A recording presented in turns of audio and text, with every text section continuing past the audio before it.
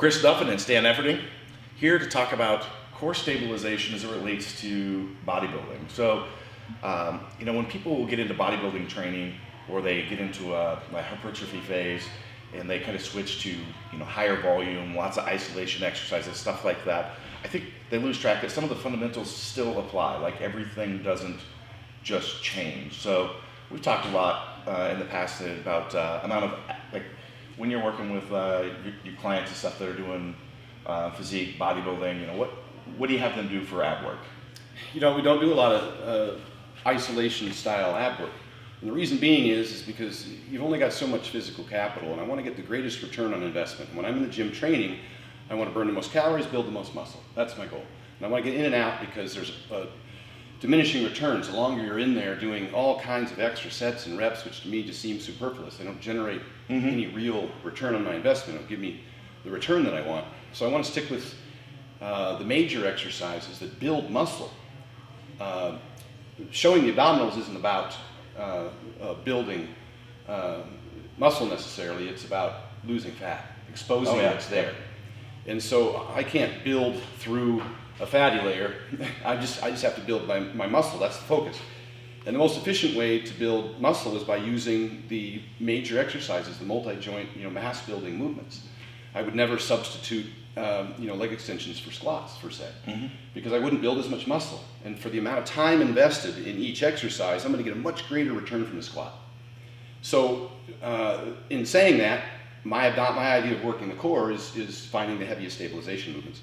Squats and deadlifts are obviously the primary ones. And you do those in the off season, you can build plenty of abs to where you'll never have to do a sit-up. But pre-season, or as you make your way into a bodybuilding show, some things you can do to get a big return: dips, chin-ups are huge. The core stabilization involved in doing a chin-up is huge.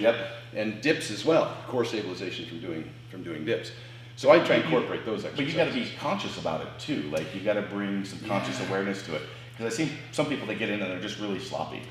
And so you coach people to, if they're doing that stuff, to bring some awareness to. And it's really easy to create the cue for yourself if you want. You go up to a cable crossover machine and you reach behind you and grab the cable and then just bend down.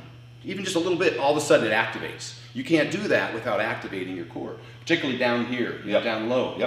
And that's how you're going to create the what we call the circumduction. The 360 degrees of inflation. All And if you can just stimulate that one time and feel it, your mind muscle connection will be there. And then when you get on the deadlift or on the dips, or you go do a chin up, the first thing you do is you make that connection again, and you tense that area.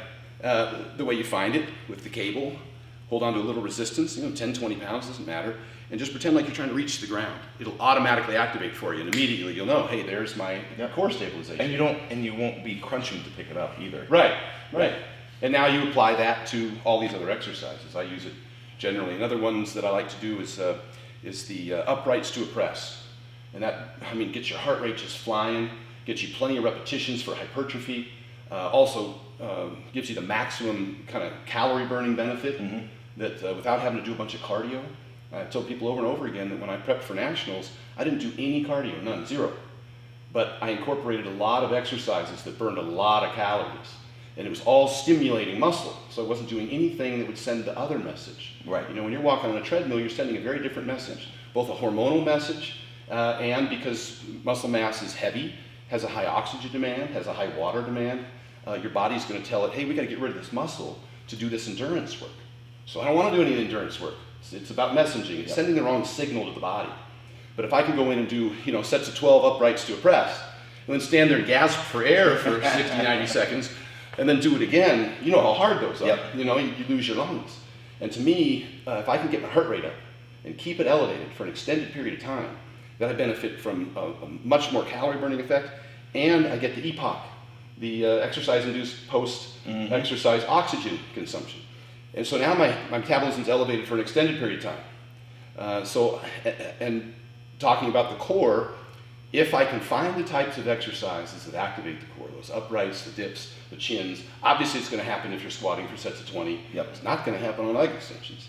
So you got to kind of prioritize where's your return on your investment? From the energy that I pour in, what kind of return am I going to get? And lots of sets and reps of exercises that don't require a big demand on the body are going to give you a lot less return. So, I don't mean to go off track there, but it really comes from, finding the kinds of things that make your body, the core stabilization takes into effect. Absolutely. Yeah. All right, thanks, Dan. Sure.